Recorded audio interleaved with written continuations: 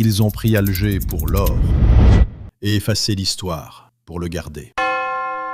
Juillet 1830. Un roi en fin de règne, Charles X. Son peuple gronde, la monarchie vacille. Alors il cherche un coup d'éclat, une victoire. Il pointe son doigt vers l'Algérie. Officiellement, c'est une punition. Le Dey d'Alger aurait giflé un diplomate français. Mais derrière l'honneur blessé, il y avait des coffres, des trésors accumulés par des siècles. Or, argent, pierres précieuses, bijoux, des millions. Quand l'armée française entre dans Alger, elle ne trouve pas une ville ennemie. Elle trouve des salles remplies d'or. Des soldats chargent les caisses dans les bateaux, des registres disparaissent, des témoins se taisent. Et très vite, une question dérange. Où est passé le butin d'Alger ? Les comptes officiels ne correspondent plus. Des fortunes naissent du jour au lendemain. Des ministres, des banquiers, des officiers deviennent riches, très riches. Charles X, lui, tombe quelques jours plus tard. Mais l'argent, lui, n'a jamais refait surface. Presque 2 siècles plus tard, un journaliste, Pierre Péan, ouvre les archives. Il suit la trace de cet or disparu et découvre ce que personne n'avait osé écrire. La conquête d'Alger n'était pas un acte de gloire, mais un vol d'État maquillé en guerre sainte. Ce trésor aurait financé des campagnes politiques, acheté des fidélités, bâti des empires privés. Et l'histoire, elle, a préféré oublier.